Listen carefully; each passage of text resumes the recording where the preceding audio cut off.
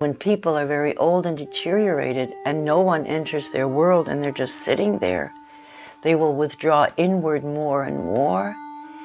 And their desperate need for connection is all now inside. And if a person is all alone, even if they're very, very deteriorated, there's a longing for this kind of closeness. Mrs. Wilson, hello. You want me to sit? Can you see me good? Gladys Wilson is a wonderful example of a person who is in the phase of repetitive motion, where people use movements, repetitive movements, because they don't have any more speech or very little speech, but they have human needs that need to be expressed. You're crying. You're crying. You have a tear right here in your face. You have a little pain. You don't want me to touch you. You're very sad. Can you see me? Is it scary?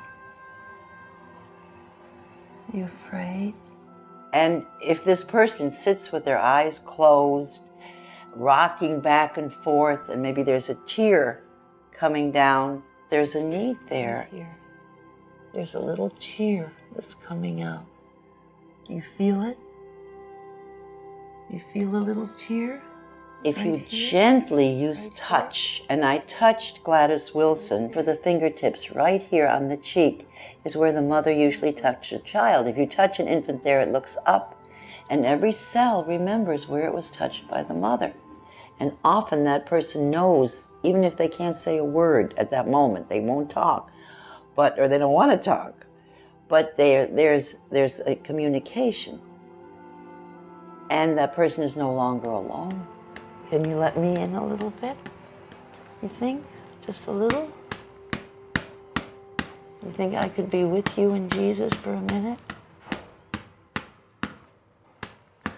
Jesus loves me, yes, I know, for the Bible tells me so. I used music, because when speech is gone, music, especially with Gladys Wilson, it was religious music, because there's emotion tied to it and safety tied to it. So I used her old church songs. Jesus loves me, yes, Jesus loves me. Yes, Jesus loves me, the Bible tells me so. What I did was, when she moved, I moved with her. And when I was singing, because she didn't sing with me, so I matched the intensity of my voice to the intensity of her movement. And pretty soon, for a split second, we became one person. Jesus loves me. Yes, Jesus loves me. The Bible tells me so. So at one point, when she got very quiet and very peaceful, and my voice became very quiet as hers and very peaceful, and my breathing slowed to her breathing, she pulled me to her, and I moved with her. And for her, at that moment, I believe I was a symbol of her mom. Can you open your eyes now? Do you see me? Feel safe and warm? Yes? Can you sing with me? He's got the whole world in his hands. He's got the whole world in his hands. He's got the whole world in his hands. He's got the whole world in his hands.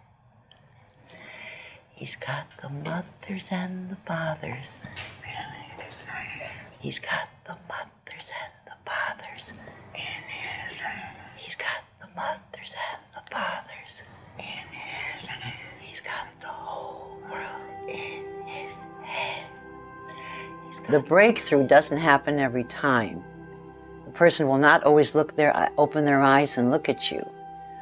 But if you keep trying and you keep centering yourself and really look at that person and really mirror their movements, maybe not this time, but the next time you come, you'll have a communication. You feel safe. You feel safe? Yeah. With Jesus? Yeah. And me?